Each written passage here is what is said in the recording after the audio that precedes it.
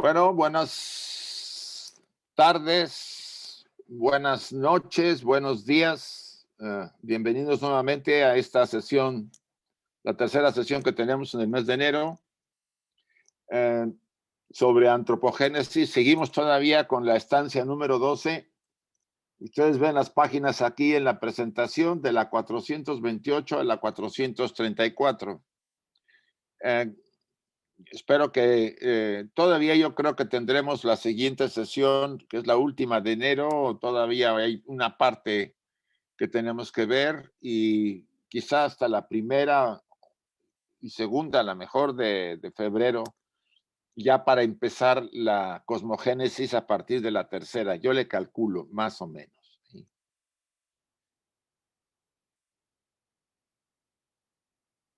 Bien, vamos a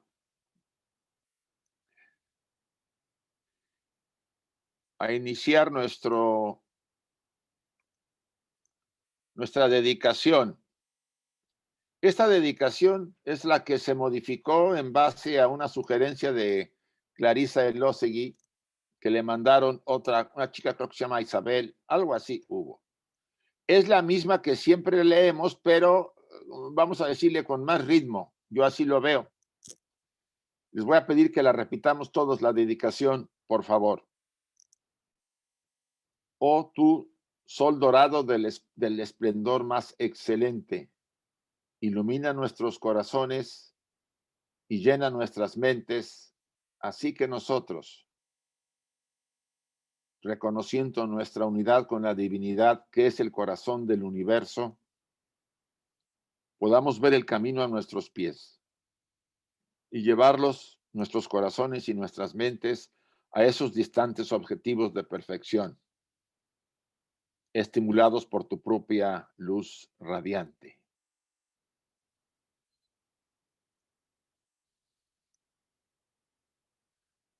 Así sea. Ahora la otra invocación de la señora Rada Burnier, que a mí me gusta bastante y que inspira mucho.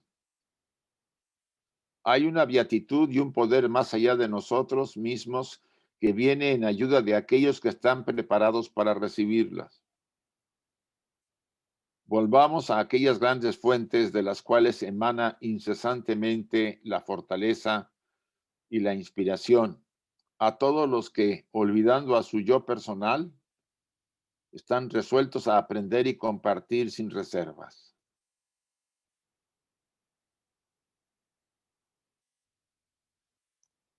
Así sea. Bien, las recomendaciones de siempre, por si algún despistado anda por ahí, no se las ha visto, y puedan ustedes ver lo que tenemos recomendando, sobre todo los saludos en el chat, pues ojalá lo puedan hacer al final, no lo pongan en intermedio porque se distraen las personas viendo los chats. Esto es parte de la recomendación que en esta imagen viene, ¿sí? Comenzada la presentación, esperen ustedes a mandar saludos hasta el final. Eh, yo he querido quedarme todavía con la cualidad de compasión para esta semana. Yo sé que todos ya las practican: paciencia, desapego, ecuanimidad, veracidad, honradez, justicia, compasión. A todos ya supongo que cada día ya los tienen bien claro. Entonces, por favor, compasión nuevamente es muy valiosa y es mi opinión, por eso la quiero dejar una semana más.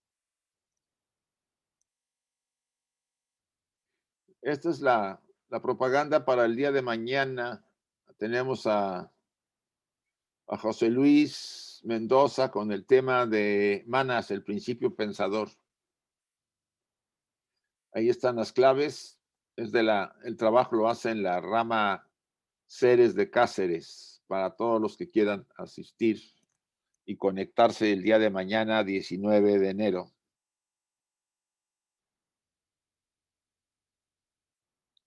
Esta semana tenemos el próximo jueves 21 a Clarisa con el tema de la purificar los vehículos, expulsión de los mercaderes, ¿sí? Aquí están las claves para su sesión. Y en la siguiente, para el viernes 22, porque va a estar Daniel Gambús con el tema de Moisés, el precursor de las profecías. Muy interesante también las conferencias que da Daniel. El curso que está dando es interesante. Este es el de Gaspar los domingos que acabamos de empezar el día de ayer. Ahí están los códigos, porque si alguien no lo tenía, de una vez los puede tomar. Se extiende todo, son para todo enero y febrero, incluyendo el 28 que falta aquí en febrero. Faltó es 17, 14, 21 y 28 de febrero. Para que lo tomen y no tengamos problema, porque todos van a ser siempre los domingos. Hora de España, 10:30 de la noche. Lo demás ya la pueden ver ahí. Gaspar, el compendio de la doctrina secreta, creo que lo estaban distribuyendo para que lo tengan también y vayan estudiándolo. Yo lo tengo en WhatsApp, pero en WhatsApp no todos lo tenemos en WhatsApp. Entonces, pues, habrá que verlo por ese lado, buscar la manera de hacerse con el compendio. Bueno, vamos a empezar. Estas imágenes nos hemos quedado en la sesión anterior. Les voy a pedir a todos que cierren sus cámaras, por favor, no por otra cosa. Así prefiero eso. Muy bien.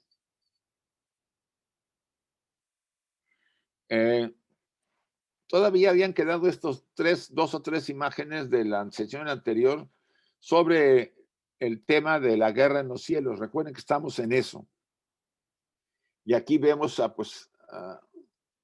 la imagen de esta jerarquía que destruye al dragón, pero es muy interesante el tema que vamos a ver desde un enfoque que Blavatsky lo indica en la doctrina secreta. Dice así el párrafo. Por otra parte, Pitón, el dragón rojo, relaciona a Apolo con Miguel. Por favor, cierren sus cámaras. Él sí.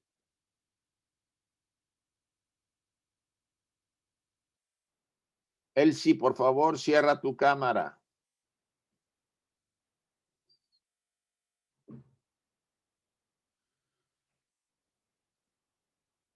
Relaciona a Apolo con Miguel, que lucha con el dragón apocalíptico. Él sí, cierra tu cámara. Que lucha con el dragón apocalíptico tratando de atacar a la mujer del parto, como Pitón ataca a la madre de Apolo. Aquí está tratando de proporcionar Blavatsky unas comparaciones que hay. Capítulo 12 del Apocalipsis, donde también el gran dragón ataca a la mujer que va a dar a luz. Y aquí también Apolo, el dios del sol, el dios que ilumina el panteón griego, también ataca y mata al dragón rojo. Vean las dos similitudes. El espíritu de las alegorías de Homero hubiese tenido alguna vez una verdadera vislumbre del sentido esotérico de la Ilíada y de la Odisea, si hubiera comprendido mejor el Apocalipsis de San Juan y hasta el Pentateuco mejor que de lo que se comprende. Pues el camino de la Biblia está jalonado por Hermes, Bel, Homero, lo mismo que el camino de estos lo están por los símbolos religiosos hindúes y caldeos. ¿Qué quiere decir aquí, en términos generales, Blavatsky? Que la tradición antigua caldea y hindú influyó posteriormente en la tradición hermética y en la literatura griega como la de Homero y en los panteones griegos. Y de ahí la Iglesia tomó e integró en su catecismo, en su estructura dogmática, siempre con una intención, haciendo la creación del mal necesaria, porque si no el dogma cristiano no tiene bases en ningún sentido. Eso Blavatsky lo viene diciendo desde varias estancias ya desde me parece que desde la cuarta, no, desde la sexta, séptima, estamos ahorita en la 12ª, la última. Insiste ella, nuevamente Elsie, cierra tu cámara. Insiste ella en que no hay manera de evitar que la Iglesia reconociera la alteración que ha hecho de esta polaridad de espíritu y materia. Cuando es básico para el cosmos y la evolución tener esa polaridad, ha convertido a la parte, vamos a decir, de oscuridad, la ha convertido en el mal, porque así puede crear a un demonio o a unos demonios que puedan ser justificados, y entonces el dogma cristiano de la salvación, etcétera, etcétera, ¿no? Esto es muy interesante, pero también los caldeos hicieron algo que vamos a ver más adelante. La repetición de esta tradición arcaica se encuentra en el capítulo 12, los que quieran buscarlo, en el capítulo 12 del Apocalipsis de San Juan. Va a variar la versión porque, acuérdense, las traducciones de la Biblia son como, bueno, las han cambiado, las han subido, las han modificado según a gusto y quitado y puesto. Han interpolado y extrapolado porque pues no convienen ciertas cosas, entonces las quitan. Y si vienen cosas, las agregan, ¿no? Yo tengo la versión de Cipriano de Valera, ¿sí? Esa versión, pues, vamos a decir, más o menos equilibrada, a pesar de lo que pudiera tener ya en la traducción. Dice, y viene sin la menor duda de las leyendas babilónicas, mientras la narración babilónica, a su vez, tuvo origen en las alegorías arias del Oriente.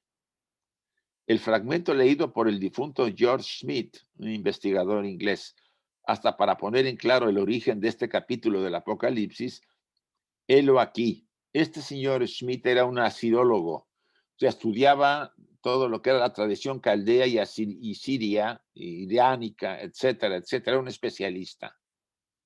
Y él pone acá una descripción comparando que ese capítulo del Apocalipsis es una copia de una adaptación caldea. Dice, nuestro fragmento se refiere a la creación de la humanidad llamada Adán, como el hombre en la Biblia. En la Biblia es un hombre, pero en realidad se llamaba toda los seres de aquella época eran Adams. Era la humanidad, se llamaba toda Adán.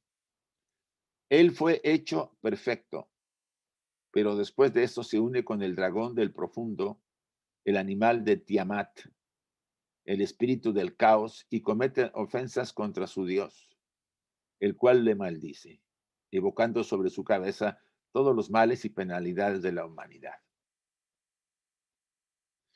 A eso sigue una guerra entre el dragón y los poderes del mal, o el caos de una parte y los dioses de la otra. Si ustedes recuerdan, estuvimos viendo cuando la caída no tanto de la raza lemur a mediados de la tercera raza lemur, cuando reciben la mente, sino de los que no reciben la mente, porque la jerarquía que se las tenía que dar se negaron, dado que lo vieron todavía de una forma poco desarrollada. Entonces, esos a mente, seres que serían protohumanos, vamos a llamarlo así, los lemures eran gigantes y no eran densos, eran poco etéricos todavía, se mezclan con los animales. Esta es muy probablemente yo aquí estoy elaborando una interpretación, la caída, ¿no? de que se mezcla con el dragón del profundo, ¿sí? El animal del Tiamat. Los dioses tienen, y aquí empieza la famosa guerra de los dioses o de los cielos. Entonces, por un lado están una jerarquía de dioses que se han armado, se han preparado con armas. A la cabeza está Merodach, que significaría el arcángel Miguel del Apocalipsis, para hacer la comparación, y se pone a la cabeza de la hueste celeste en contra del dragón. La guerra descrita con gran animación termina, por supuesto, con el triunfo de los principios del bien.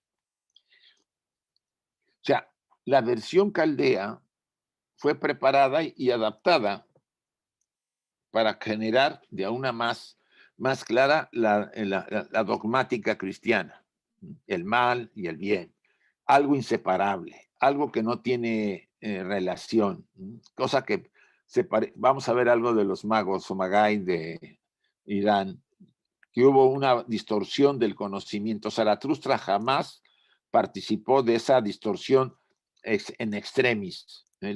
Yo recibí ahorita un material de Manuel Muñoz muy interesante. Gracias, Manuel, si me estás escuchando, sobre el tema del que vamos a tratar más adelante. Entonces, para sintetizar esto, para aquellos que no tienen muy claro todo el engranaje, cada pueblo tiene su tradición, una jerarquía de luz y una jerarquía de oscuridad. En realidad es la polaridad necesaria para la evolución, como lo hemos dicho ya en otras sesiones. Pero ¿qué pasa? Que a medida que pasa el tiempo va degenerando el conocimiento y va cayendo en el extremo de la polaridad irrenunciable. No se puede evitar ya el acercamiento, porque son los dos extremos. Por un lado, en el cielo está la divinidad de la sabiduría y la luz, y en las profundidades está el demonio, como vamos a ver ahorita con lo de los caldeos. Eso ya fue preparado y elaborado con el tiempo en las famosas, vamos a decir, por los padres de la iglesia y en las primeras concilios donde fueron elaborando el catecismo, el dogma cristiano.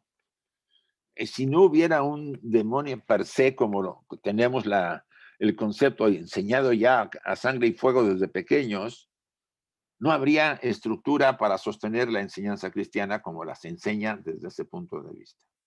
Otra cosa son las enseñanzas del Maestro Jesús, muy aparte. Bien. Esta guerra de los dioses contra los poderes del profundo se refiere también en su aplicación última y terrestre a la lucha, y fíjense acá, entre los adeptos arios de la naciente quinta raza y los brujos de la Atlántida. Nuevamente están las dos fuerzas, ¿sí? Los demóstenos del océano, los insulares rodeados de agua que desaparecieron en el diluvio. O sea, en otras palabras, esta guerra de los siglos tiene varios enfoques e interpretaciones. Pueden ser cosmogónicas, pueden ser, vamos a decir, de los panteones de los diferentes pueblos, ¿no? Entre las jerarquías de la luz y de la oscuridad, antropológica, y en este caso, entre la lucha de los adeptos arios contra los brujos de la Atlántida, que también estuvieron inmersos en una lucha constante hasta que desapareció la Isla Blanca. Los símbolos del dragón y de la guerra en el cielo tienen, como se ha dicho, más de un significado. Bueno, ya lo acabo de decir. Pues es una misma alegoría, están incluidos sucesos religiosos, astronómicos y geológicos. O sea, hay de todo en esa misma alegoría y había que tener la clave para entender a qué se está refiriendo, si al suceso religioso o al suceso astronómico. Y también cosmológico, como viene en la parte de abajo. Hemos dicho en otra parte que la mujer en el niño del Apocalipsis era Aima, la gran madre, ¿no? Desde el punto de vista caldeo. O sea, el libro caldeo, el Génesis en el libro caldeo. Ovina, en la tercera sefira, cuyo nombre es Jehová. Aquí empieza el tema un poco más complejo. El dragón que trata de devorar al niño viene a la existencia. Al devorar al niño que viene a la existencia, el niño significa el universo que va a surgir. Es el dragón de la sabiduría absoluta y lo quiere devorar el dragón de la sabiduría absoluta. Esta sabiduría que, reconociendo la no separatividad del universo y todo lo que hay en él, del todo absoluto, no ve en él más que la gran ilusión Mahamaya, y por lo tanto la causa de la miseria del sufrimiento. Esto es parte del catecismo esotérico. ¿A qué nos referimos? El hecho de que aquello, la seidad, el primer, es armonía absoluta y equilibrio absoluto, sale de, bueno, no sale, de ella, irradia, vamos a decir así, los tres aspectos, los tres logos, para salir de ese estado a un estado de luz y oscuridad, o sea, de división del primer logos y manifestado en el segundo logos manifestado como luz y oscuridad. O sea, para que eso surgiera, esa existencia del universo tenía que darse ese elemento, todo emanado del uno. Entonces, esa emanación generó, ¿qué? Pues la lucha entre una polaridad contra la otra, porque se separó, la unidad se separa y se divide, luz y oscuridad, ¿no? Así está. Oye, las dos son uno, pero se han separado por el proceso, porque si no hay separación, no se produce el tercer aspecto, que es la mente, Mahat, para crear el cosmos. Entonces, si nosotros entendemos la enseñanza en este sentido, nos vamos a dar cuenta que esto era necesario. Como dice Blavatsky, si no hay sufrimiento, no hay triunfo sobre él y no hay desarrollo y no hay redención. El sufrimiento viene de alguna manera a transformarnos a los seres humanos. Es necesario, a pesar de que nos podrían decir que somos un poco, o sea, no un sufrimiento que yo me produzca, sino el sufrimiento que me genera las condiciones en que me voy desenvolviendo por mi ignorancia. Esto es una enseñanza muy profunda del bien y del mal, que ha sido muy manipulada por conveniencia y se ha convertido después de todo esto en lo que conocemos ahora de el castigo eterno, cuando no hay eternidad de castigo para rematar, ¿no? Hay si pudiéramos hablar de una experiencia difícil para las almas, serían temporales. ¿Por qué? Porque vuelven a reencarnar, ¿no? Entonces, hay una serie de modificaciones, como dice Blavatsky, que se hicieron por conveniencia del dogma cristiano y de las monoteístas en general, pero más en el cristiano. Se alteró la enseñanza, se tomaron cosas que no se querían tomar, que no se debían haber tomado de una manera, se tomaron de otra. La enseñanza se tomó la más simple, la del pueblo, ¿no? La que no tenía mucho desarrollo, etcétera, etcétera. Entonces se convirtió ahora en algo que ya conocemos el tema. Déjenme ver ahorita, vamos a ver si vemos otra. Bien. Pero también tenía un sentido cosmológico. En la India, la historia del dragón está repetida en uno de sus aspectos, en las batallas de Indra contra Brita. En los Vedas es mencionado este Aivitra como el demonio de la sequía, el terrible viento abrasador. A Indra se le presenta en continua guerra con él y con la ayuda de su trueno y su relámpago, el dios obliga a Aivitra a derramar lluvia sobre la tierra y luego le mata. Aquí nuevamente volvemos a encontrar los dos aspectos, ¿sí? Supóngase que no hubiera demonio o no hubiera esa Britra, nomás hubiera luz. Pregúntense ustedes, a mí me lo hizo una vez eso, nos preguntó Juan. Asuma que ustedes y yo hemos nacido en una habitación donde siempre ha habido luz. Nunca hemos salido de ahí. Ahí hemos nacido, ahí hemos vivido, etcétera, etcétera.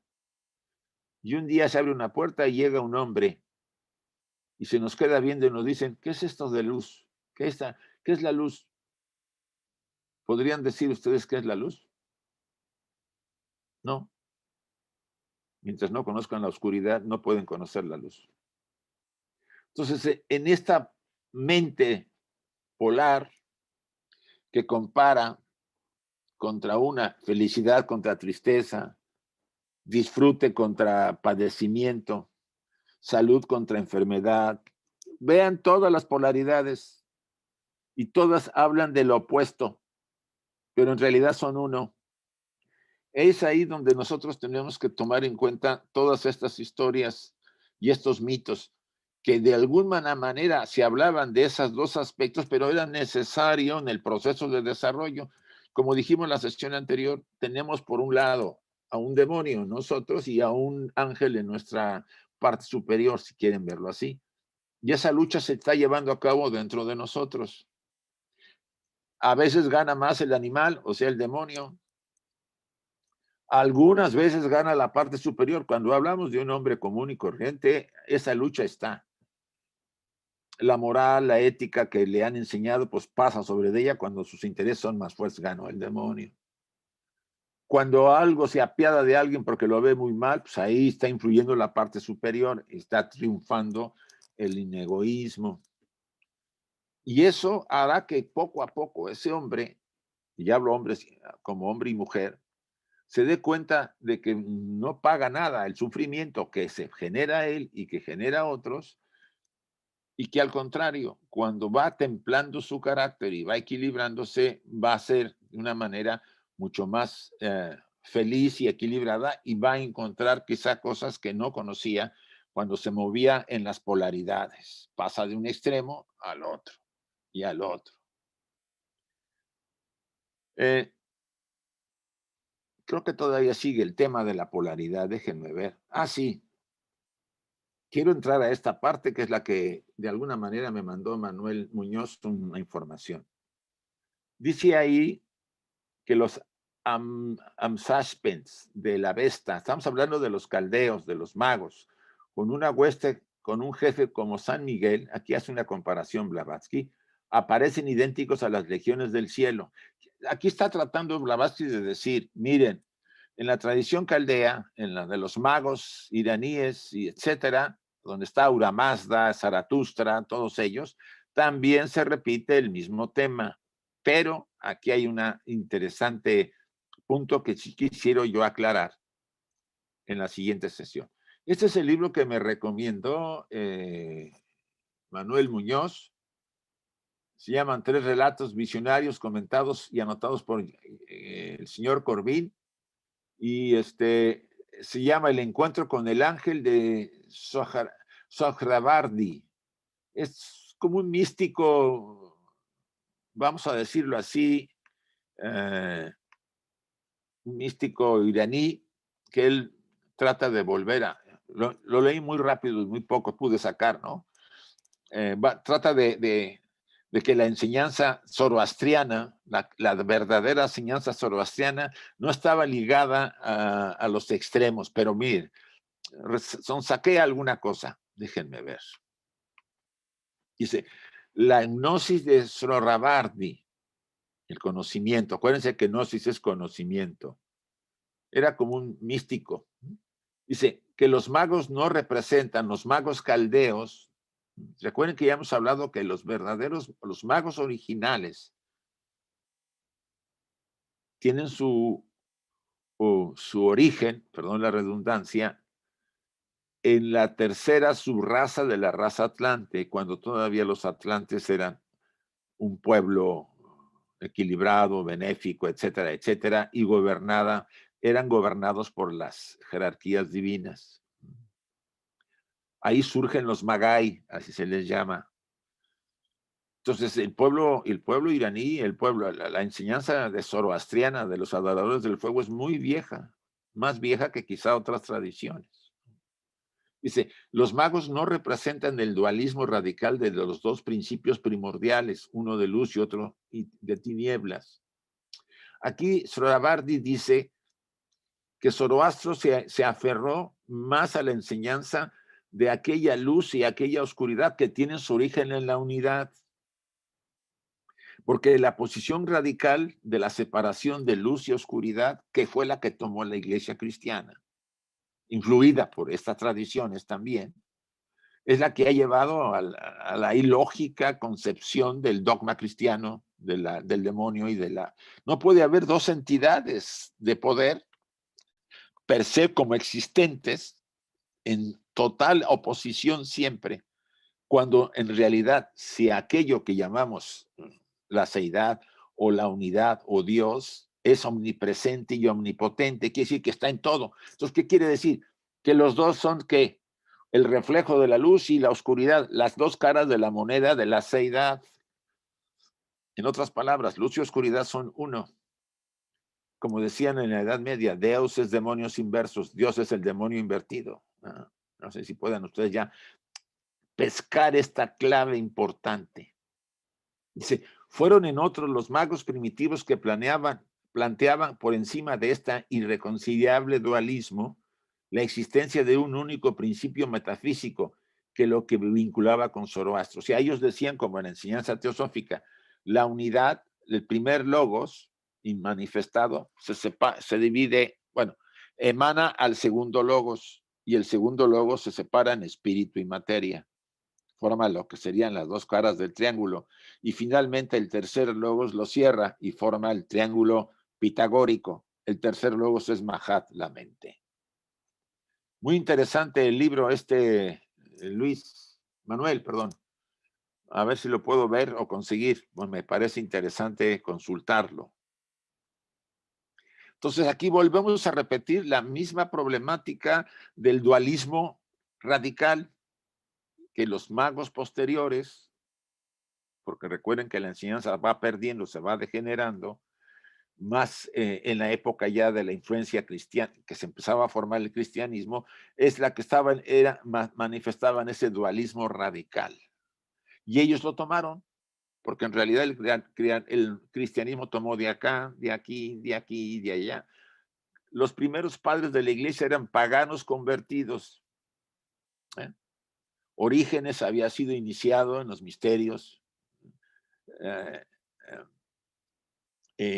San Alejandro, el de Egipto, el Alejandría, no recuerdo su nombre de este cuate, que era también padre de la iglesia, también había sido iniciado. O sea, entre los padres de los que eran más capaces había gente muy preparada, iniciada, y además estaban los fanáticos cerrados que no entendían demasiado, pero y todo lo veían mal y todo lo querían destruir. Pero ellos no pudieron realmente influir demasiado porque los concilios cambiaron todo. A conveniencia. Ese es el gran tema. En el mismo Zaratustra, en su invocación contra las fuerzas inferiores, se dirige a ellos con las siguientes palabras: invoco a los 7 Srabat, resplandecientes con sus hijos y rebaños. Los Srabat, palabra que los orientalistas han abandonado por ser de significado desconocido, significa lo mismo que los Amshashpens, pero en su sentido oculto. Aquí vuelve a moverse el tema de las 7 jerarquías superiores que rodean a Ahura Mazda, que es el dios superior, y a Tiamat. Esto viene después mencionado. Sí. No, Hormuz es la parte del señor de la sabiduría, y el adversario es Arimán, disculpen. Y son los que se apoyan, por un lado, para luchar contra Arimán, o sea, la polaridad. Pero la concepción original caldea o iraní es que esas dos fuerzas habían emanado de la unidad, del logos inmanifestado. O sea, aquello que está tras de todo, la seidad, como le llama Blavatsky, irradia todo y se desdobla el espíritu y la materia de la unidad se separa. En el momento de la separación necesaria para crear un universo, se empieza a generar las dos polaridades y lo que conocemos como luz y oscuridad, masculino y femenino, noche y día, etcétera, todas las polaridades que ustedes y yo conocemos. Hormuz es el padre de nuestra tierra, a quien cuando está personificada se menciona como la hermosa hija de Ahura Mazda, que es también el creador del árbol, del cual está tomado el místico y misterioso Baresma. Pero el nombre oculto del brillante dios nunca se ha pronunciado. Todo esto es tradición caldea iraní, ¿no? Es bellísima en la enseñanza zoroastriana. Incluso en la sociedad teosófica en Adiar hay un templo a los adores del fuego, hacia Zoroastro, ¿sí? a los zoroastrianos, porque hay comunidades todavía existentes de adoradores del fuego en la India, sobre todo, y en algunas otras partes del Oriente. Bien, aquí voy a abrir el micrófono por si queremos ver este tema interesante en caso de que encontremos algunos que quieran que se aclare un poco más.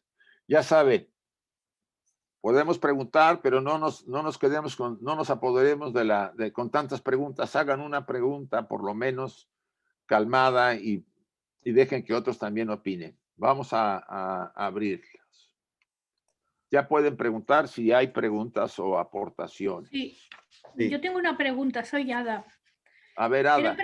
Sí, mira, era preguntar si la religión judía también se basa o no se sostiene también como que creen en el demonio.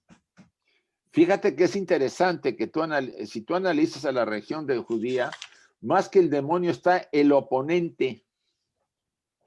Es interesante que es una de las definiciones, el que se opone. El que se opone al proceso, el que se opone a la voluntad de la gente.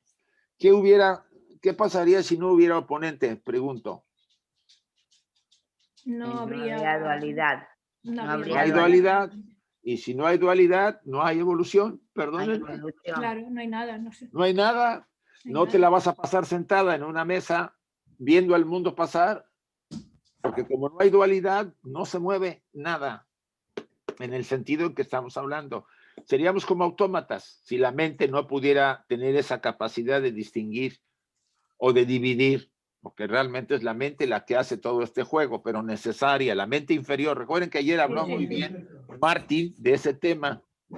Una cosa es la mente, que es una sola, pero por razones de evolución y de muchas encarnaciones, una parte de ella se ha inclinado hacia el animal inferior, ¿sí? Hacia la parte más cámica que le llamamos, hacia el animalito personal. Correcto. Y por supuesto, esa parte lucha contra la parte superior que quiere que se influya de una manera más positiva en la vida, etcétera, etcétera. Si no hay esa separación, ese famoso antacarana que tanto habló y que hay que destruir y no sé qué, tiene razón, es así. No habría proceso de crecimiento ni desarrollo, no habría esfuerzo, no habría tentaciones.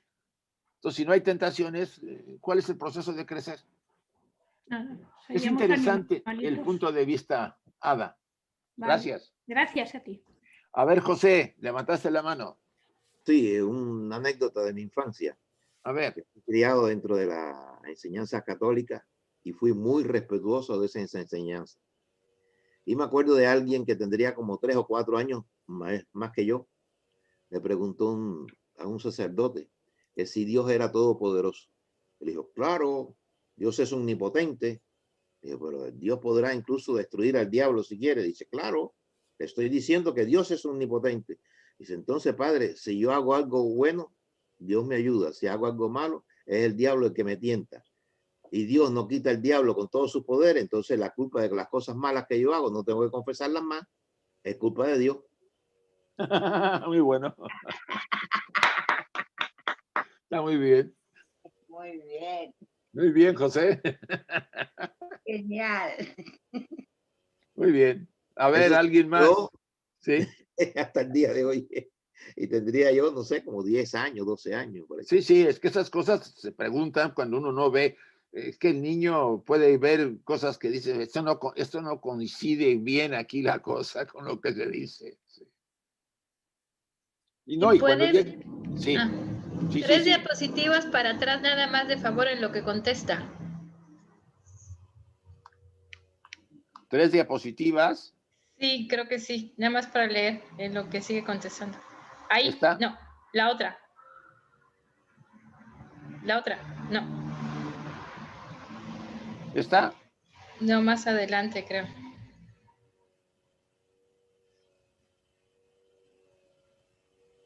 Ya esté congelado. La que sigue. Aquí, anterior. No. Pues no sé cuál, ya nos fuimos un montón. ¿La otra que sigue de esa? ¿La anterior o la que sigue? Entendámonos. Pues sí. Esa está ligada al pasaje del Génesis capítulo 12, ¿sí?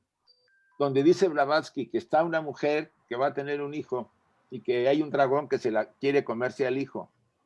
Ella interpreta de esta forma, Blavatsky, la simbología, que la sabiduría omnisciente quiere destruir al universo que se va a generar y que se va a separar en espíritu, que va a ser fragmentado.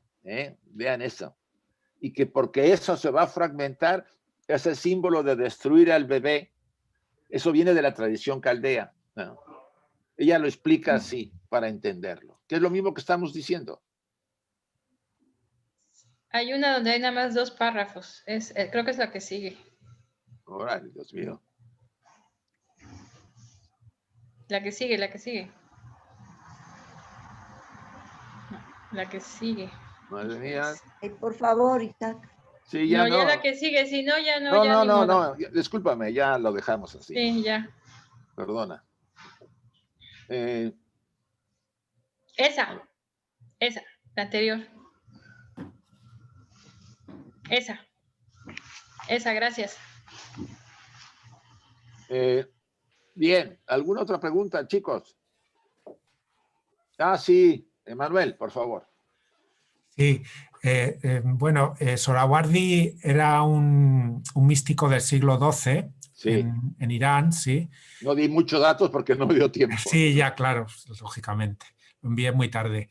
Y bueno, pues él era de sufí, de religión islámica. Ajá. Y entonces, pues aparte de recibir como iraní la influencia de Zoroastro, del mazdeísmo, pues también luego como viajó a la zona de Siria, allí recibió influencias neoplatónicas también. Ajá, sí, y las sí. integró el neoplatonismo y el zoroastrismo dentro de lo que es la gnosis islámica. Y entonces es muy interesante. Sí, yo vi muy interesante, a pesar de que nomás eran 2 páginas las que me habías mandado. Y veo interesante el libro de el autor, no recuerdo. Henry Corbin, ese señor que ya murió era francés y es el mejor iranólogo que ha habido, estudioso de todo lo que es la tradición persa, sí, islámica y zoroastreana también. Es que realmente la tradición persa tiene una inmensa cola tan antigua como pocos pueblos hay.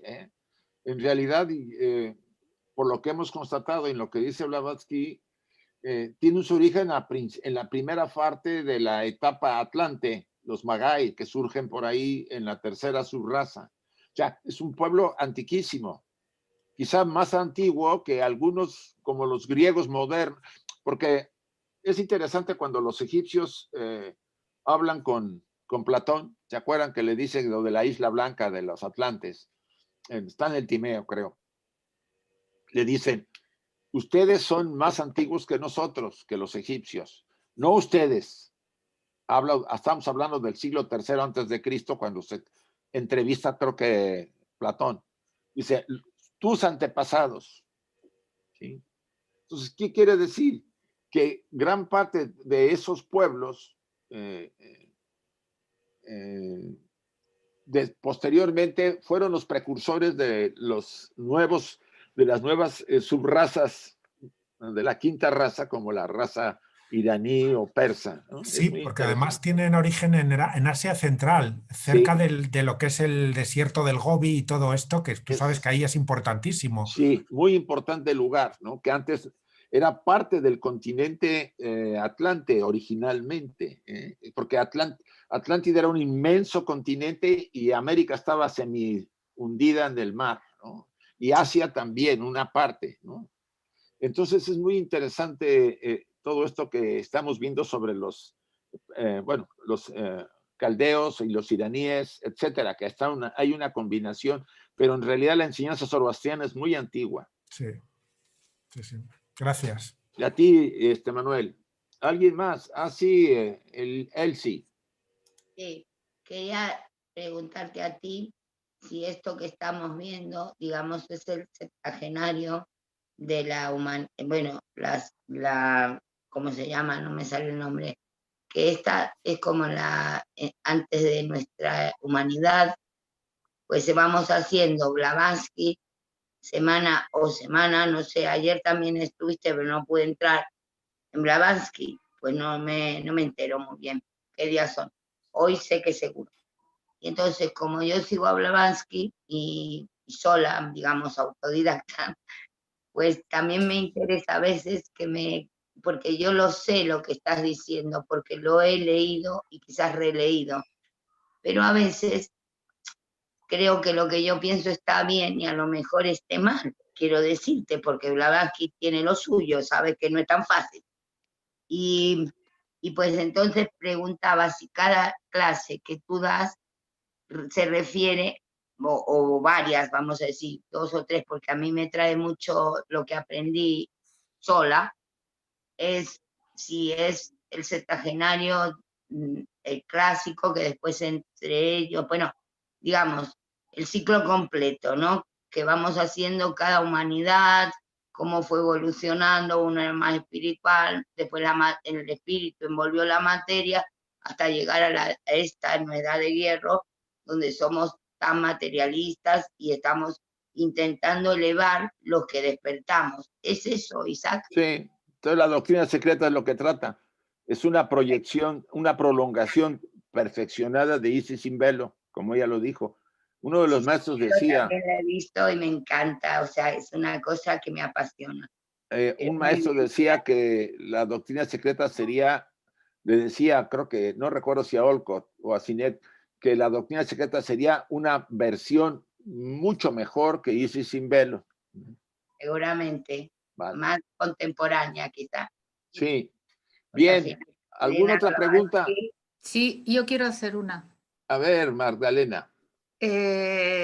Los místicos suelen decir que todo está unido, que no hay separación. Eso. Nada. Cuando tú estás hablando que el espíritu está separado de la materia, ¿a qué te refieres? ¿A la visión dentro de la mente? Sí, sí, porque mira, para la realidad no hay separación, pero la mente separa, ¿sí? La mente separa en su mecanismo, sobre todo de la personalidad, porque la mente superior normalmente, de ahí viene la intuición, etcétera, que es la fusión de los dos aspectos, ¿no? Entonces, si esta polaridad con que el universo se mueve, nosotros lo viéramos desde la mente superior, no veríamos separatividad. Veríamos espíritu-materia combinados como elementos de equilibrio mutuo, como el yin y el yang, que están constantemente moviéndose y equilibrándose. Pero ¿qué pasa? No estamos ahí, estamos abajo. Entonces lo vemos como antagonistas. Por un lado los buenos y de otro lado los malos. Y eso es una barbaridad desde un enfoque dogmático, o sea, de la enseñanza, si así. Ahora, si tú lo ves así, es respetable porque no puedes ver solamente así. Pero la idea es que tengamos una concepción mayor y más profunda de que esas aparentes polaridades en realidad son parte de la unidad, son la unidad misma en el momento en que todo vuelve a resumirse en el uno. Y que yo, que tengo los dos aspectos, porque soy un microcosmos, tengo la posibilidad de realizarme equilibrando las dos fuerzas y convertirme en lo que soy verdaderamente, ¿sí? Un ser eterno, como subyace en mí esa chispa divina en mi corazón. A eso me refería. Sí, equilibrar en este caso sería, como dice Krishnamurti, estar con el hecho sin juzgar, sin clasificar, sin analizar, sino estar con lo que... Estar, sí.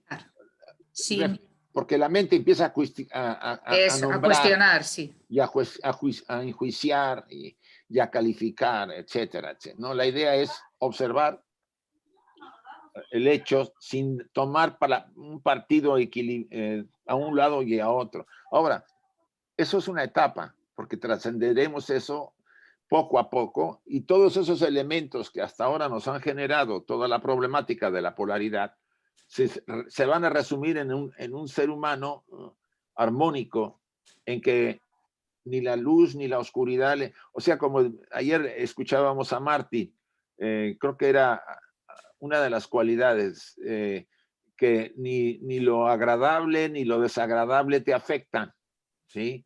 Sí, neutro. Eres, en ese sentido, lo observas como fenómeno que ocurre alrededor tuyo, pero tú ya no tomas partido ni por un lado ni por el otro, porque estás internamente equilibrado. Gracias. A ti. A ver, no, permíteme, Elsie, a ver si hay alguien más. Isaac, a mí me gustaría comentarte algo. Sí. Soy Ángeles Silva. Sí, Ángeles, sí, por favor. Bueno, esto va bueno, no sé si sea muy aunado al tema, pero yo quiero comentarles que cuando yo tenía como 4 o 5 años, entraba yo a la iglesia católica y yo veía muchos monstruitos atrás de las imágenes. Entonces yo decía, o sea, yo veía al Cristo ahí crucificado y yo decía, ¿cómo va a poder con todos esos? Entonces me daba mucho miedo. Yo le pregunté a un padre y como comentó la otra persona, el otro hermano, me dijo que pues él podía con todo, ¿no? Con todos esos monstruos. Sí. Entonces, siempre vi y siempre he visto atrás de esas imágenes, pues así como esos monstruos, ¿no? Como esas serpientes, como esos dragones, como esas así. Entonces, yo quería comentarle eso porque, pues de alguna manera, sí, en ese momento, cuando yo era muy niña, pues sí me ocasionaba mucho miedo, ¿no? Y trataba de no entrar a esas iglesias, ¿no? Uh-huh. Eso es parte bueno, quería compartirle esa parte de cuando yo era niña. Yo también tengo ahí una amiga me comentó algo parecido, que de repente una figura divina se transformó en una figura monstruosa. Porque, ¿qué quiere decir? Que lo divino y lo monstruoso son, ¿qué? Las dos caras de ¿qué? De la moneda. ¿Sí? Sí. Los dos aspectos.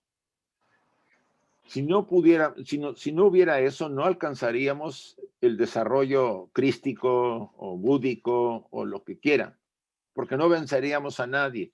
El Buda no tendría a Mara que lo tentaba y que él venció totalmente eso. El Cristo no tendría al demonio que lo tentó simbólicamente esos 40 días. O sea, todos los personajes de alto calibre han pasado por esta tentación y lo han vencido.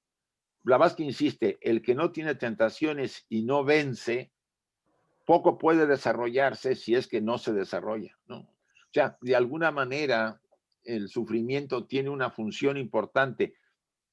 Quitarle fuerza al ego personal, porque el ego personal está bien amarrado después de tantas encarnaciones, es muy fuerte, y para poder ir quitándole energía y fuerza, más bien que energía, fuerza, desgranándolo, haciéndolo que se convierta en servidor de la parte superior, lo somete a sufrimiento constante por las barbaridades que hacemos, ¿sí? Entonces hay un sentido, hay un propósito todo esto. Lo que pasa es que nos hemos casado con el dogma y la enseñanza pervertida para mí de el demonio, los buenos y los malos. Y órale, ahí están. Y yo estoy en medio y según me dicen hay que irme del lado bueno, pero si me voy del lado bueno y descuido el otro y lo reprimo, me meto en un problema más grave. Se tiene que reconocer los dos, no hay otra. Isaac. Sí, Carmen. Sí, he estado escuchando atentamente todos los comentarios y lo que tú has dicho y lo que has leído. Y realmente todo esto, si lo remitimos a un lenguaje de alquimia, quiere decir que en nosotros está el mercurio común y corriente y el mercurio filosófico. Hay una dualidad. Sí, sí, entonces es lo mismo, exactamente lo mismo, es la misma base. Lo único que en el proceso de purificaciones, el mercurio corriente, el mercurio normal, se convierte en el mercurio filosófico. Exacto. Entonces no hay ahí dualidad ninguna, hay un trabajo que hacer, una labor de quitar lo que sobra para dejar lo que es la esencia. Sí, sí, muy bien. Entonces, el desafío un poco es eso, ¿no? El trabajo interno que estamos haciendo esa permanente alquimia. Sí. Y que no hay malos ni buenos. En ese sentido, perfecto, sí, sí, sí, sí. No existe el malo, el bien, porque inclusive el dragón significa esa materia primordial que está sin educar, que Sí. está a sus fuerzas naturales y que hay que domesticar. Por eso Espiritualizar, ¿no? Como diría alguien. Claro, hay que absorberlo de alguna manera. Sí, Hay sí. que transmutarlo, Ajá, pero ajá. es necesario. Sí, por eso no O hay sea, enemigos. Exacto. No hay enemigos. Podemos tener diferencias como personalidades, pero no hay enemigos. Todos son aspectos de ello. Sí. Ahí está. Muy bien, Nada más Carmen. que- Gracias. Isaac, pero tú el otro día dijiste que había jerarquías oscuras. No, pues sí las hay. ¿Qué quieres que haga? Entonces hay algo mal también. No así. El único que ha creado el problema es el ser humano, con su mente. ¿Sí? Bueno, no lo entiendo bien, pero... Y los hombres yo no dije jerarquías. Hay personas que han decidido porque les gusta más el poder, el manejo de las personas, el control. Y eso es una perversión mental por inclinarse al lado más material, más animal, para tratar de aprovecharse de las personas. Eso es obvio que hay ese tipo de seres. ¿Sí? Claro. Sí. Pero eso no significa que por eso ellos vienen a tener una función, como decía Blavatsky con los casquetes rojos en el Tíbet. ¿No? Ella hablaba de los casquetes amarillos y los casquetes rojos. Sí. En su época. ¿No? Y ella hablaba que eran, por un lado, eran brujos, chamanes y cosas así, y por otro lado eran los tenedores de la buena ley, etcétera.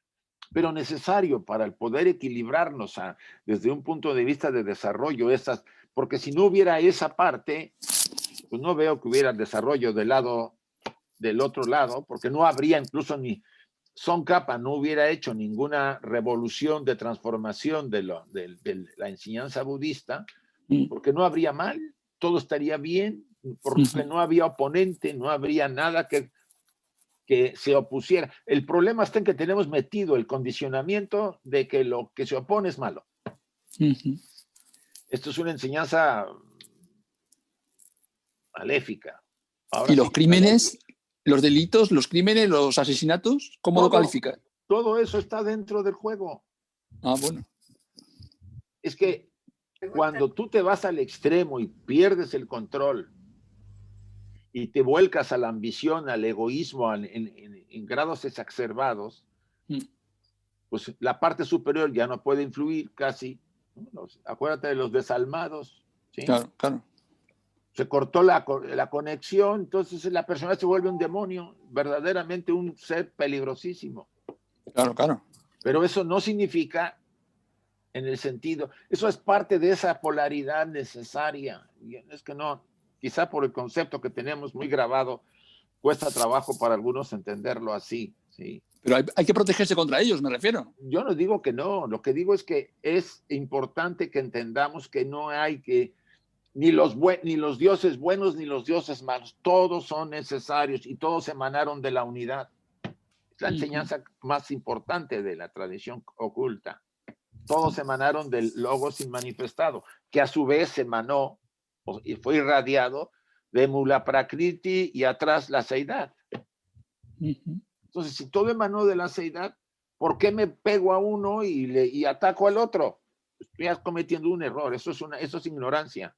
Pero como hemos sido condicionados, hombre, y aparentemente las pruebas dicen que es así, pues yo me la creo.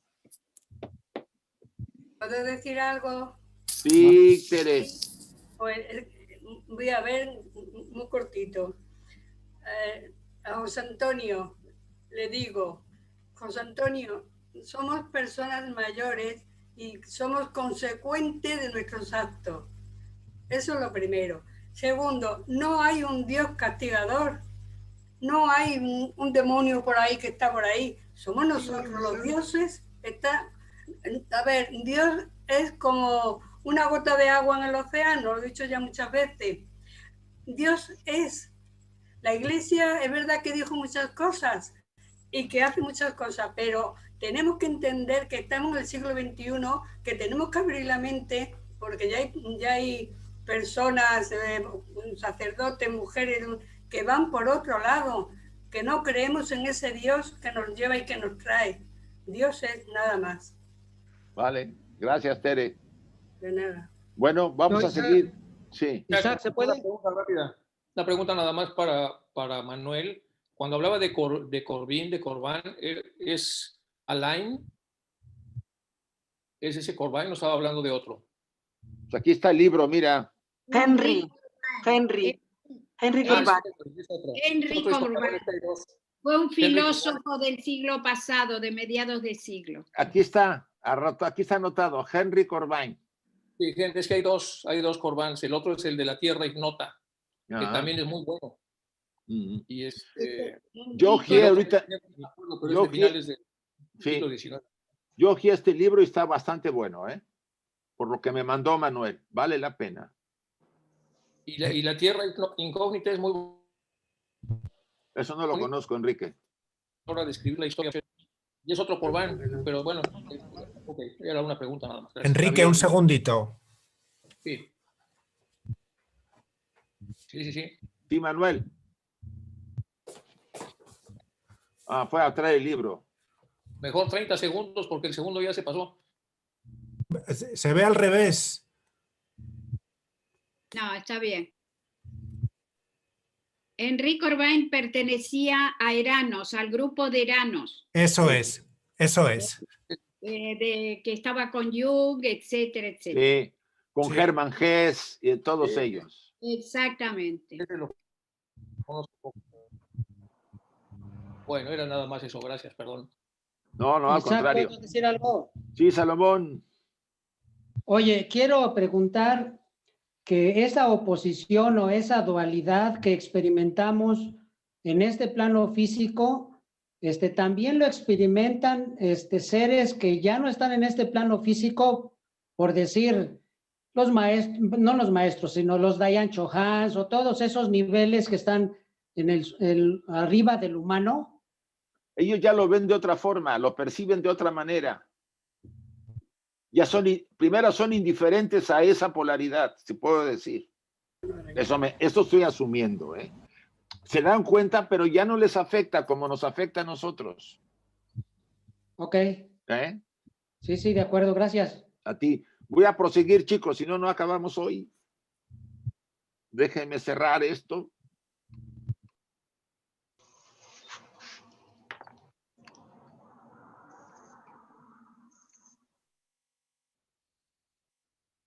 Bueno, vamos. Aquí hay otra imagen que puede llamar la atención. Dice Samael o Satán. Ya saben que a Satán también le llaman Samael.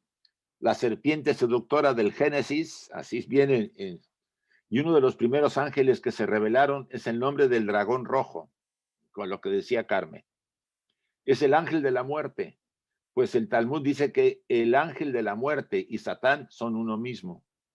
Fue muerto por Miguel y una vez más lo fue por San Jorge, que es igualmente un matador de dragón.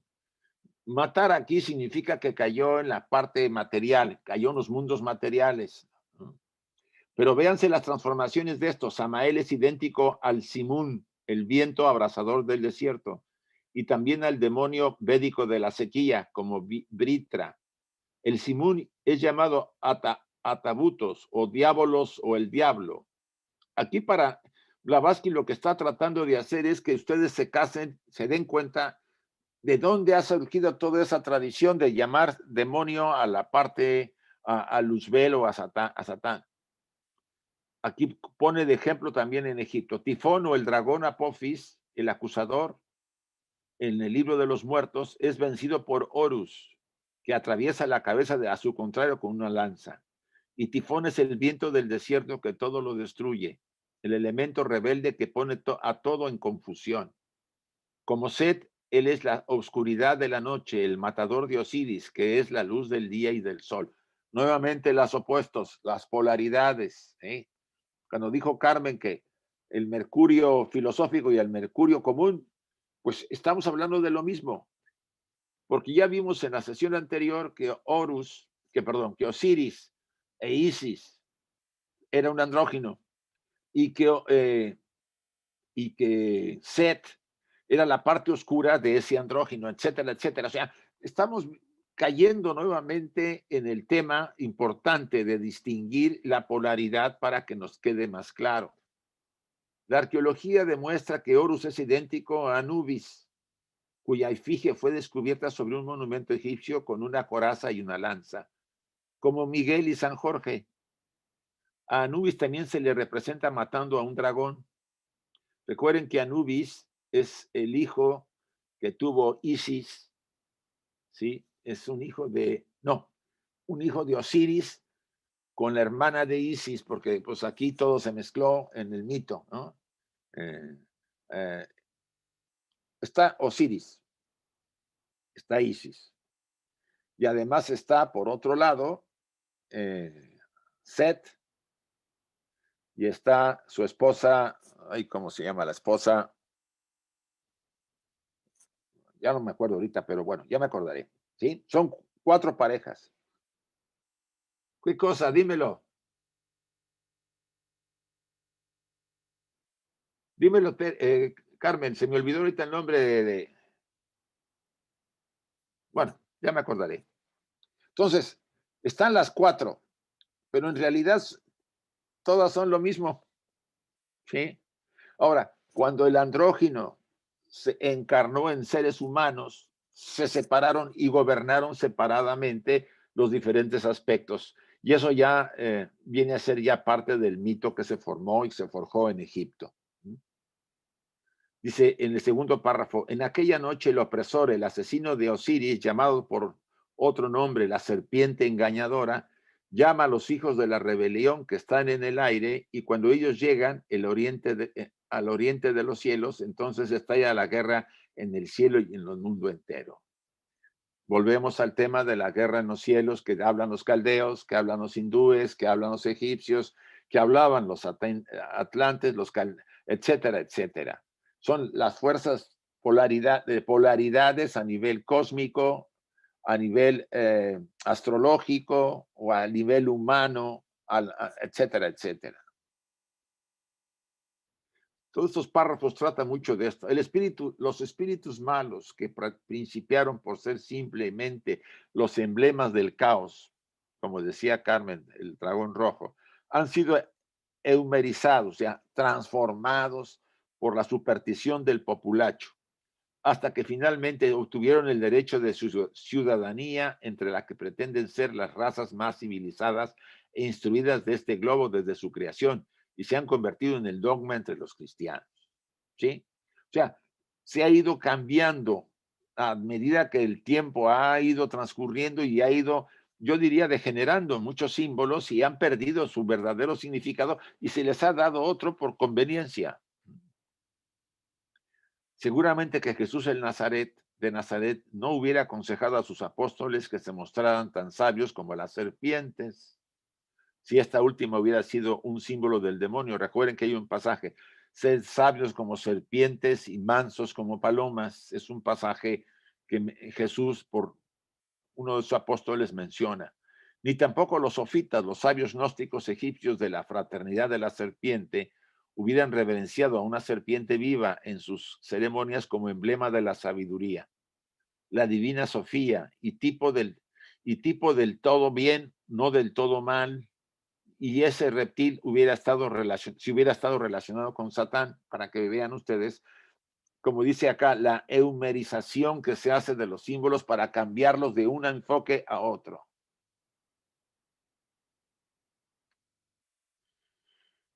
El hecho es que hasta como ofidio común ha sido siempre un símbolo doble, y como dragón no ha sido nunca más que un símbolo de la deidad manifestada en su gran sabiduría. Por un lado el dragón y por un lado la serpiente. El Draco volans, el dragón volador de los pintores primitivos, puede ser una pintura exagerada del animal antidiluviano real extinguido. Y los que tienen fe en las enseñanzas ocultas creen que en los antiguos tiempos existían tales seres como dragones voladores, una especie de pedodráctilos, y que estos lagartos alados gigantescos sirvieron de prototipos para los seraps de Moisés y su gran serpiente de bronce. Recuerdan ustedes la famosa serpiente de bronce de Moisés. Aquí viene el pasaje. Los judíos mismos adoraron antes a este último ídolo, pero después de las reformas religiosas introducidas por Ezequías, dieron una completa vuelta y llamaron a este símbolo del Dios grande o superior de todas las naciones un demonio, y a su propio usurpador el Dios uno. O sea, a Jehová lo pusieron como Dios uno, y a la divinidad esta la pusieron como demonio. Recuerden que el pasaje es así: en el desierto los judíos pues se les daba por andar ahí coqueteando con los dioses de algunos pueblos, ¿no? Y de repente pues se descuida Moisés y ¡pum!, se ponen a adorar pues a alguno de los dioses de los cananeos o de algún pueblo por ahí que pues anduvieron 40 años, ¿cómo no iban a conocer a tantos pueblos? ¿Y qué pasó? Pues empiezan a adorarlo y entonces Moisés llega, y los castiga Jehová, o tiene varios nombres, no quiero ahorita meterme tanto a eso, y les lanza unas serpientes para que los muerdan, y empezaron a morirse en gran cantidad, envenenados por las serpientes. Entonces Moisés le pide a Jehová que se apiade, que los perdone, etcétera, etcétera. Entonces le dice Jehová a Moisés: haz una serpiente de bronce gigante, y todos que se volteen a ella y la adoren, va a desaparecer el veneno o no van a morir. Entonces aquí Blavatsky dice, si fuera así, ¿por qué hizo Moisés lo que hizo? Dice, véase Números 21, 8 y 9. Dice, Dios ordena a Moisés que construya una serpiente de bronce, y el contemplarla cura a los mordidos por las serpientes del fuego. Estas últimas eran los serafines, cada uno de los cuales, según dice Isaías, tenía 6 alas. Son los símbolos de Jehová y de todos los demás demiurgos que producen de sí mismos seres e hijos o semejanzas, 7 con su creador. Así pues, las serpientes de bronce es Jehová, el jefe de las serpientes de fuego. Y sin embargo, en el libro de los reyes se muestra que el rey Ezequías, quien como su padre David hizo lo que era justo a los ojos del Señor, rompió en pedazos la serpiente de bronce que Moisés había hecho y la llamó Nehustán, o pedazo de bronce. O sea, vean los juegos y los cambios que han ocurrido en un momento dado en las mismas tradiciones monoteístas, porque el cristianismo deriva del monoteísmo judío, como el Islam también. Y abajo hay una referencia, y Satán hizo frente a Israel y provocó a David a que contase a Israel. La cólera del Señor Jehová se encendió contra Israel e impulsó a David a decir, ve, cuenta a Israel. Y los dos son pues idénticos, por un lado y por el otro. O sea, si no, también vean el libro de Job, cómo también esto ocurre, ¿no? Cuando Job lucha entre el mensajero de Dios o el demonio, le dice, ¿y tú a quién sirves? No le quiso dar su nombre. Dijo, pues yo sirvo me mandaron a que yo hiciera a ti la lucha, etcétera. O sea, el reflexionar sobre estos aspectos que ya han sido de alguna manera manejados, manipulados, pues nos dan un enfoque para tratar de afirmar un dogma. Y deberíamos cuestionarnos, ¿no? Yo no quiero convencerlos, sino que ustedes se cuestionen. Bueno, no yo, lo que dice Blavatsky. El apelativo Satán en hebreo es adversario, lo que le decía a la chica, creo que Alicia, no, a la otra chica, del verbo Satana, ser adverso, perseguir. Pertenece al derecho al primer adversario y al más cruel de todos los demás dioses, Jehová. Vale. No entraré ahorita yo a ese tema porque lo hemos visto. No a la serpiente, que solo hablaba palabras de simpatía y sabiduría y que es a lo sumo, aún en el dogma, el adversario de los hombres. ¿Sí? Su función es oponerse entre los hombres. para que los hombres hagamos un esfuerzo y venzamos todas las tentaciones, etcétera, etcétera, por las que pasamos. Hubiera sido mucho mejor para el primer Adán del primer capítulo que lo hubiesen dejado o bien macho y hembra o solo, sin que le pusieran a Eva. Dice aquí Blavatsky. Es evidente que el Señor Dios fue la causa verdadera de todo el daño, el agente provocador del mismo, y la serpiente solo un prototipo de Azazel, el testaferro para el pecado el Dios de Israel, teniendo al pobre Tragos que sufrir el castigo del desatino de su amo y creador. O sea, por un lado es la misma deidad la que generó todo el problema, de acuerdo a lo que dice acá Blavatsky, ¿sí? Ella provocó, por él provocó. ¿Para qué le pone a Eva? Etcétera. Dice ella, Blavatsky, dice, hubiera sido mejor dejarlo solo y no meterse en problemas. Pero bien, ella aquí hace esta comparación para que ustedes y yo veamos que en realidad el mismo aspecto desde un enfoque provoca ciertas cosas y después pues los castiga y los expulsa del paraíso porque no merecen estar ahí por haber pecado. Eso es un tema muy interesante, pero bueno. Esto por supuesto solo se dirige a los que aceptan los sucesos preparatorios del drama de la humanidad en el Génesis con el sentido de la letra muerta, ¿sí? Los que ven esto como la letra, tal como lo dice, está bien, es la letra muerta, pero bueno, pues con todo su derecho tienen a verlo así. Los que leen esotéricamente no se ven reducidos a especulaciones e hipótesis imaginativas, como dice Blavatsky. Saben ellos cómo debe leer el simbolismo que encierran y no pueden equivocarse. Y eso se lo digo a todos los estudiantes. Bueno, Blavatsky se lo dice a todos los estudiantes. No caigan en la letra muerta. La letra muerta es tal como viene. Interpretar tal como viene, pues no.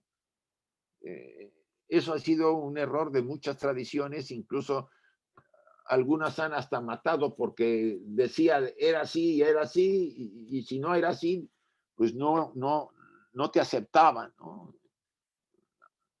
Las iglesias han hecho y deshecho, ese es el gran tema con el ser humano, ¿no? Por ahora no necesitamos tocar el significado místico y múltiple del nombre de Jehová en su sentido abstracto, el cual es independiente de la deidad a la que falsamente se da ese nombre. Fue ello un velo inventado intencionalmente por los rabinos, un secreto conservado por ellos con infinito cuidado, después de que los cristianos les despojaron del nombre de su Dios, que era propiedad exclusiva suya. Es la afirmación de Blavatsky. Dice que ellos guardaron el secreto de quién era Jehová y su sentido abstracto y superior, vamos a llamarlo así. Callaron porque los cristianos, porque en realidad el Antiguo Testamento no es cristiano, es judío, y lo despojaron en los concilios, lo tomaron como parte, porque de alguna manera con eso querían apoyar el Nuevo Testamento, con las profecías creo que de Ezequiel o Jeremías, que es el que estaba por ahí dando la venida de, según ellos. Inmortal en su naturaleza incorruptible, ella es el lao de los misterios, el principal de los creadores andróginos de los hombres. El capítulo 3 contiene esotéricamente el descubrimiento del velo de la ignorancia que interceptaba la percepción del hombre angélico, hecho a la imagen de los dioses sin huesos. Estamos hablando del ser humano. Y la percepción de su naturaleza real, mostrando de ese modo el resplandeciente ángel Lucifer como un dador de la inmortalidad y como el iluminador, mientras que la verdadera caída en la generación y la materia se debe buscar en el capítulo 4. De eso ya hemos visto. Incluso hicimos un diagrama.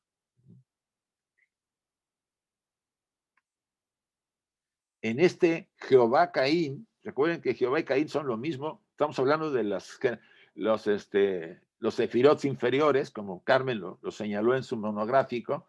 La parte masculina de Adán, el hombre doble, habiéndose separado de Eva, crea en ella a Abel, la primera mujer natural, y derrama la sangre virgen. Estamos hablando de lo que ya se tocó, pero lo vuelve a repetir Blavatsky.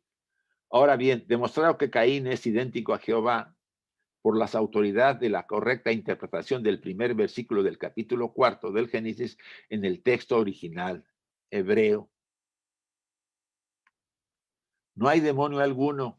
No hay ningún mal fuera de la humanidad para producir un demonio. Esto también para ti, Luis, que nos preguntaste hace rato. No hay demonio alguno. No hay ningún mal fuera de la humanidad para producir un demonio. El mal es una necesidad y uno de los sostenes del universo manifestado. Es una necesidad para el progreso y la evolución, del mismo modo que la noche es necesaria para la producción del día y la muerte para la de la vida, para que el hombre pueda vivir siempre. Esta imagen, este párrafo es muy, muy importante para que lo reflexionemos, ¿eh? El mal es una necesidad y uno de los sostenes del universo manifestado. Es una necesidad para el progreso y la evolución, del mismo modo que la noche es necesaria para la producción del día y la muerte para la vida, para que el hombre pueda vivir por siempre, porque nos convertimos en inmortales cuando vencemos esos aspectos necesarios para que yo pueda llevar a cabo el proceso de el sendero espiritual, las probaciones y todo lo que me viene encima, si yo quiero seguir el camino que nos enseña la ciencia oculta o la ciencia teosófica, o cualquier corriente seria va por el mismo sendero, no hay otra, la cábala, los herméticos, etcétera, etcétera. Podemos hablar de todos y en todos va a haber esa lucha con el oponente. No hay demonio alguno, repito, no hay ningún mal fuera de la humanidad para producir un demonio. Fuera de la humanidad. La humanidad es la que ha producido los demonios. Y ese es un tema muy complicado, porque se ha hablado como constantemente en los escritos de Blavatsky y también de otros autores como Annie Besant, Leadbeater, etcétera, etcétera. La mente crea demonios, ¿sí? Nosotros estamos constantemente emanando pensamientos oscuros o densos en este mundo de ambición y de egoísmo y de ignorancia. Y esos demonios pues toman formas, ¿sí? Acuérdense el poder que tenemos de Kriya Shakti, inconscientemente podemos crear cosas. Bien, ¿cómo vamos de tiempo? Estamos más o menos 7. Voy a abrir para que los que quieran comentar algo, déjenme ver la siguiente cuál es. Así esta vez, la última.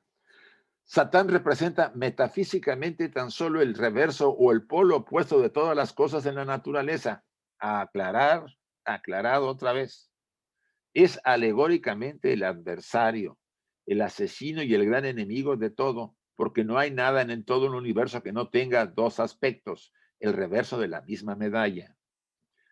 Pero en este caso, la luz, la bondad y la hermosura pueden llamarse Satán con tanta propiedad como el demonio, puesto que son los adversarios de la oscuridad, de la maldad y de la fealdad. Bueno, ahora sí, vamos a abrir. Déjenme ver aquí cómo muevo esto, porque de repente...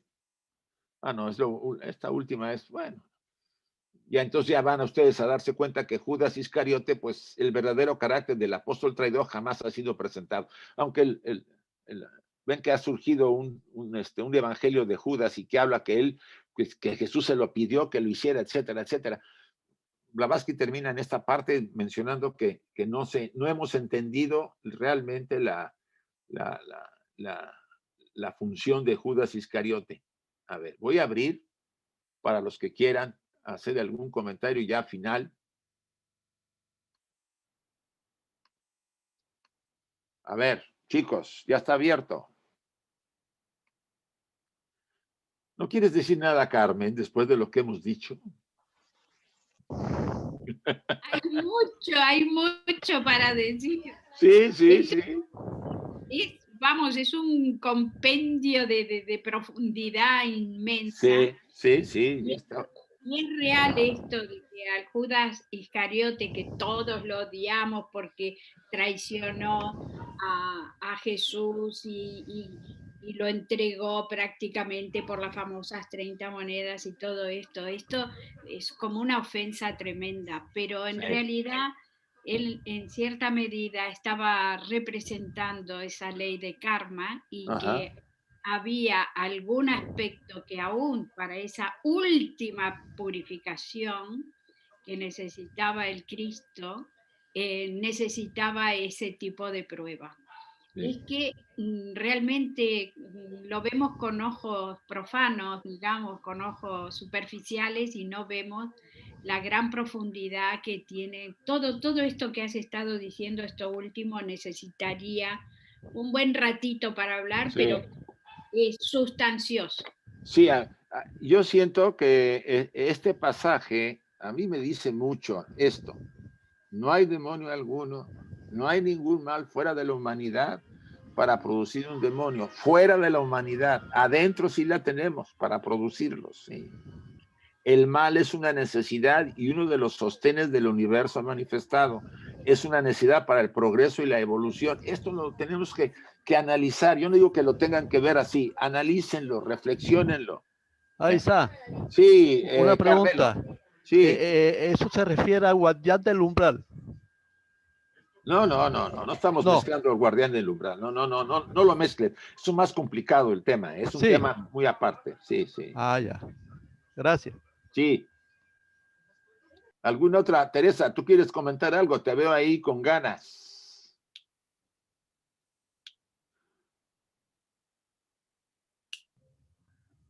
Bueno. Abre el micrófono. Abre el micrófono, Teresa. El micrófono, Teresa, no te oímos. Ahora sí. Se me había ido la luz del mando. A ver, yo me gustaría, pero es que yo no me sé explicar. Igual digo algo que moleste a alguien, pero yo estoy de acuerdo con todo lo que tú dices.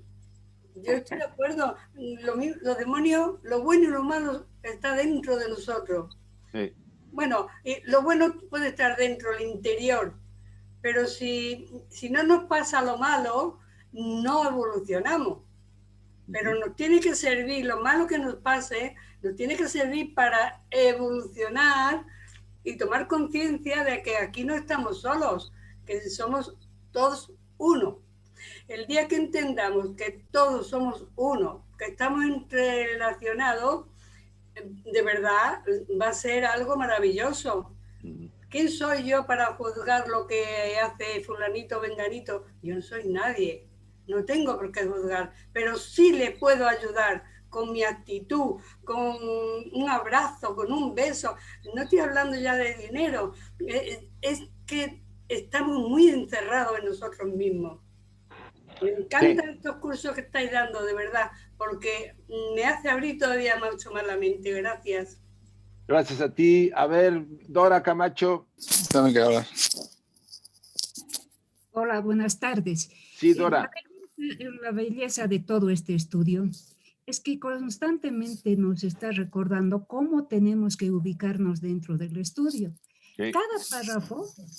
Cada párrafo nos va mostrando, repito, dónde va a ubicar según el hilo de Ariadna que ella nos dice que debemos sostener para continuar y entender el estudio y no irnos por derecha o izquierda, sino por un solo camino. Y allí podemos ver que nos ubica en cosmogénesis, nos ubica en antropogénesis, nos da 7 claves donde podemos ubicarnos tan fabulosamente y cada párrafo que tú has mencionado ahí nos demuestra cómo ella trata de ubicarnos. Fíjense ustedes, según la tradición iraní podemos tomar esto. Según esta otra tradición podemos escoger la tradición que queramos o que más conozcamos para entender lo que ella nos está enseñando en antropogénesis, ¿no? Siempre tomando en cuenta las primeras shlokas, las segundas, porque ella nos dice, recuerden este shloka, aquí menciono esto. Ahora lleven esto a este otro lugar. Entonces, es un recuerdo fabuloso para nosotros el trabajo que estás haciendo ahora, ¿no? Y en especial este último que han recordado todos, que el mal solamente está en la humanidad, no está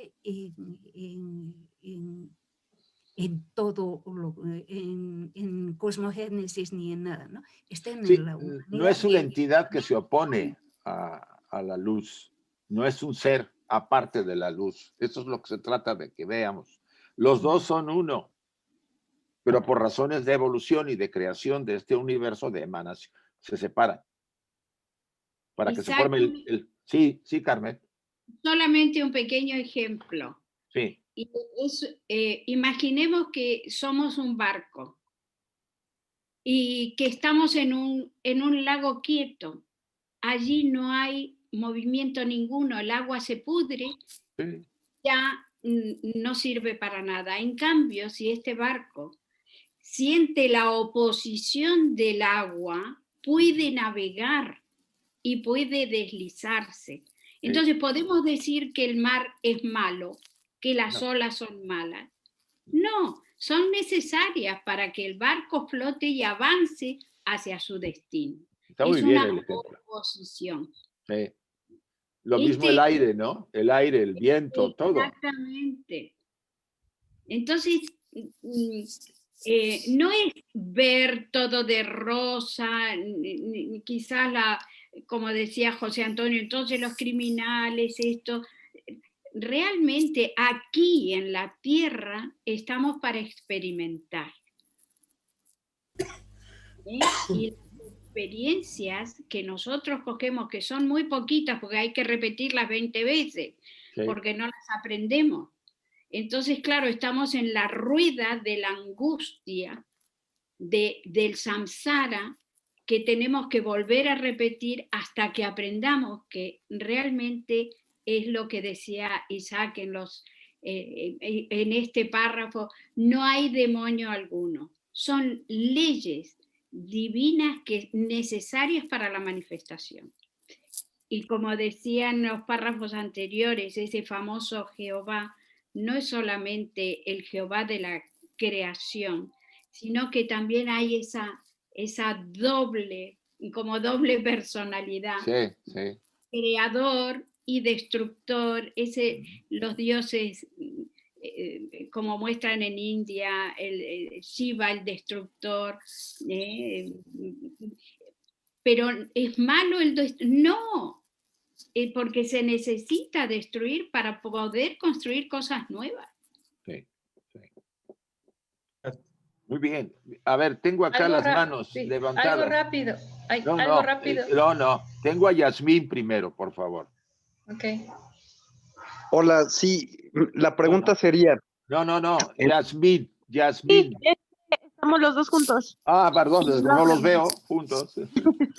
A ver. Perdón, la pregunta sería, en este contexto actual, a nivel práctico, donde, por ejemplo, vemos el mal, se me ocurre en forma de un virus, ¿no? Sí. Entonces, ¿cómo podríamos, si nos podría dar alguna idea para establecer esta especie de guerra, pero que entendemos que no es más que mental?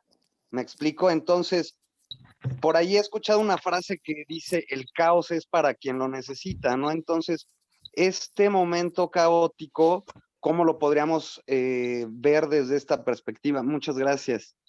Mira, primera, habría que separar dos cosas. Una cosa es el hecho del famoso virus generado por nuestras propias acciones kármicas, desde el enfoque que estamos hablando, ¿sí? Eso lo tiene muy claro Blavatsky en varios pasajes, Leadbeater, Annie Besant, etc. Hemos sembrado la semilla kármica con los pensamientos, etcétera, etcétera, y en el akasha, o más bien en la materia astral, se han formado esas fuerzas que después vienen como una invasión, como una enfermedad. Estamos hablando de algo que hemos provocado a través de varios siglos y que ahora se está manifestando. El otro tema es el miedo que nos envuelve y el uso que se está haciendo para influir en la gente, quizá en parte para que la gente respete las reglas, pero yo también creo que para mantenerla controlada. O sea, ¿qué podemos aconsejar? Primera, traten por todos los motivos, hasta donde puedan, de no tener miedo. No digo que no se protejan, no digo que no tomen medidas, pero expulsen el miedo. El miedo baja las defensas y al bajar las defensas somos más proclive a enfermarnos, ¿eh? Eso también lo dice Blavatsky. En este tipo de cosas, de pandemias, que son productos kármicos, ¿no? Generados por una forma de mental, humana y emocional que se ha generado a través de mucho tiempo, ahora tenemos los efectos en nosotros. Segunda, si yo soy capaz de tener cierto control sobre esos miedos y tener esa serenidad, entre comillas, hasta donde se pueda, influir en los demás hasta donde podamos para animarlos a que se mantengan firmes y no caigan en el miedo. La pandemia, como todo sucede en esta vida, surgió, está ahorita, y como todo tiene su fin, nada hay permanente. Esto terminará tarde o temprano por la vía que tenga que terminar, por la vía de las vacunas o por la vía natural del proceso que tiene su máximo y después declive, ¿sí? Esa sería la otra. Pero es el talante con que yo enfrento la experiencia lo que vale mucho acá. Y más recomendaciones que puedo decir, salvo que alguien quiera dar alguna otra cosa, pero creo que esa es para mí la más importante, no caer ni dejarse arrastrar por los temores que tiene la gente. Isaac, yo he oído que... Una nota más. Esto que nos ha dado Jaulí, le quiero agradecer mucho porque es cambiar de enemigos a maestros. Por ejemplo, a mí me educaron en una cultura judeocristiana, católica, y en vez de ver a Lucifer como un enemigo, ahora lo puedo ver como un maestro. En vez de ver al virus como un enemigo, lo puedo ver como un maestro. No sé qué opine. Muchas gracias. Sí. Y es todo. Muy bien, sí. Ya lo decía, no hay enemigos, no hay amigos, todos son maestros que nos enseñan. Eso creo que lo dijo, no sé si el Buda o alguien que estuvo cercano a él. Gracias. Sigue después, de acuerdo a la línea, Silvana. Sí, hola, gracias. A ver cómo me explico. Con todo lo que has hablado y explicado, siento como que esto ha sido un juego macabro de los dioses.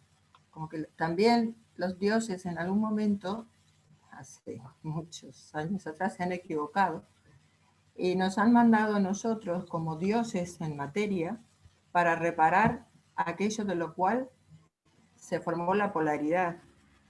Por lo tanto, habrá fichas negras y fichas blancas, y estas fichas negras, que podemos ser los maestros también dentro de la maldad, entendiéndose la maldad como parte de la evolución de los seres, y volver a aquello del cual yo lo que quiero explicarme es como que esto es una lucha entre dioses de las cuales nosotros, los que estamos en esta materia, estamos reparando. Que también somos dioses, acuérdate. Claro. Sí, como dioses en materia, lo he dicho anteriormente, sí.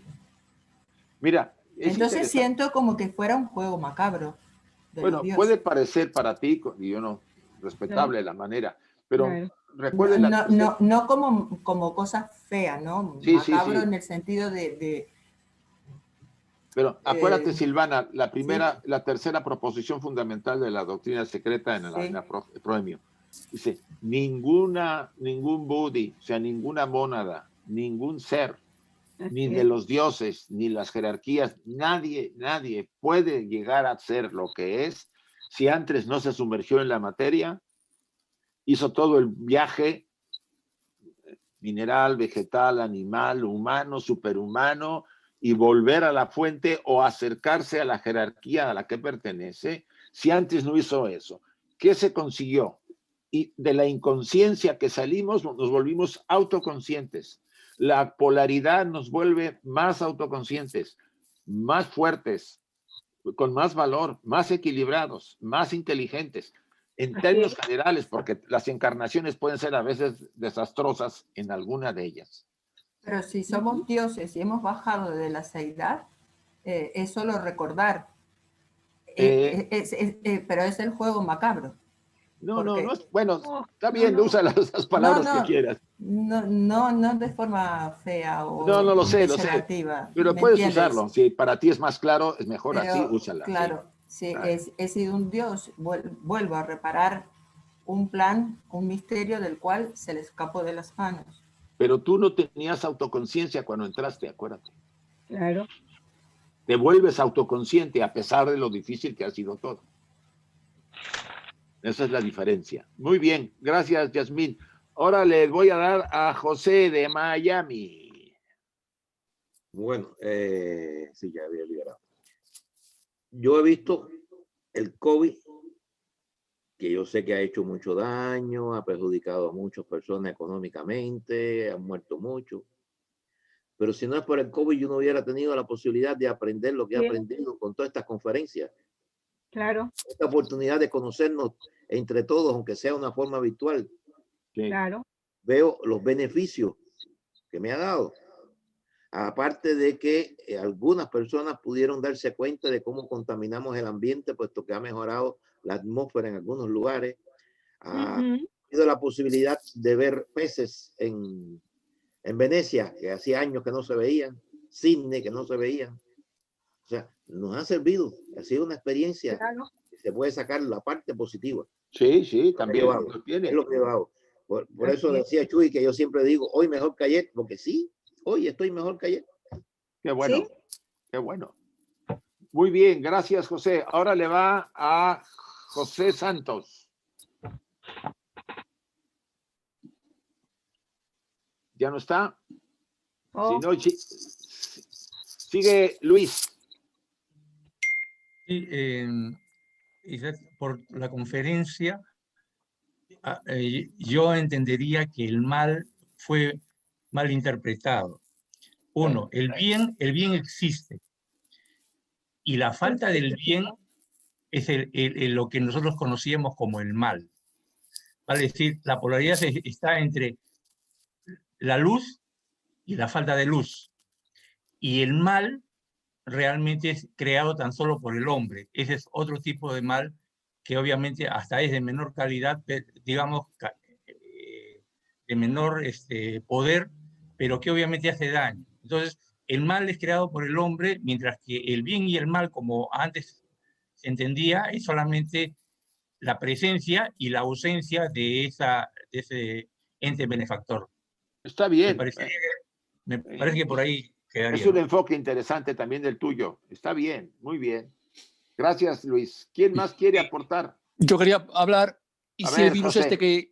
que pensamos que es algo natural fuera algo artificial, algo creado en laboratorio, porque es que Luz Montañer, un premio Nobel en 2008, lo está diciendo, que esto ha sido fabricado en laboratorio, señores. Es un arma biológica. Bueno, yo no me creo esas cosas, pero bueno, es una opinión también de ese autor, sí, puede ser. Pues están a punto de entrar en guerra Estados Unidos y China por eso. No. Bueno. Sí, ya verás. Ok, gracias, José. ¿Alguien más, chicos? ¿Me permites? Sí, Emilce, por favor. Un poquito en relación a lo que dijo ese hermano. En realidad no importa cómo vino el virus.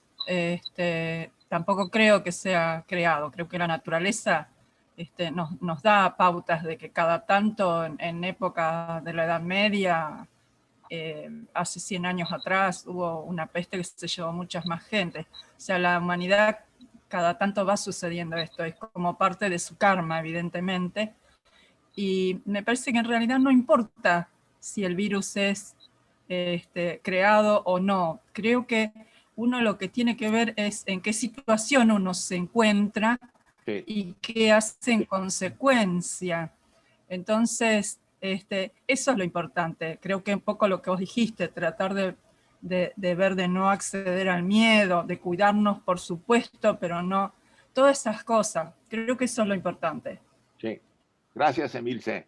No, por favor. Bien, chicos, si ya no hay más comentarios, vamos a terminar nuestro estudio. Quiero que se queden con esta imagen, ¿sí? Me parece importante. El mal es una necesidad y uno de los sostenes del universo manifestado. También me gustó lo que Luis dijo, cómo lo manejó. Es una necesidad para el progreso y la evolución, del mismo modo que la noche es necesaria para la producción del día. Y no porque la noche es oscura, es mala. No. ni tampoco porque a la muerte le hemos puesto ahí el moño de mala. No es mala, si no hubiera muerte no había... Llegan los 95, 98 años y se verá si no te quieres ir ya. En general, porque ya el traje está agotado, ya no tiene funciones buenas, ya queremos descansar. Eso es muy frecuente que se encuentre. O sea, lo que le hemos puesto al adversario, al que se opone, el calificativo de malo, del demonio, en el sentido de condicionamiento en la educación que hemos caído, y además por cuestiones de doctrinas religiosas, etcétera, deberíamos analizarlo. Yo digo que se lo crean todo. Analícenlo, reflexionenlo. Blavatsky lo pone para que nos demos cuenta la importancia de no caer en este juego de polaridades y, por supuesto, no seguir generando pensamientos densos o negativos, porque estamos siendo co-creadores de esos demonios, si quieren verlo así. ¿Ya? Y sí me gustaría que cerráramos nuestro estudio con la invocación que hacemos cada semana, en la invocación de Annie Besant, si les parece, por favor. Voy a cerrar porque si no, no nos entenderíamos todos. Bien. Cierren sus ojos un momento, por favor. Y mantengan la atención en la respiración unos segundos.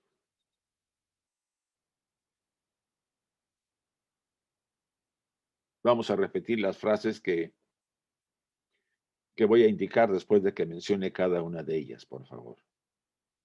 Oh vida oculta que vibras en cada átomo. Oh luz oculta que brillas en cada criatura. Oh amor oculto que todo lo abarcas en la unidad. Que cada ser que se sienta uno contigo sepa por lo tanto que es uno con todos los demás.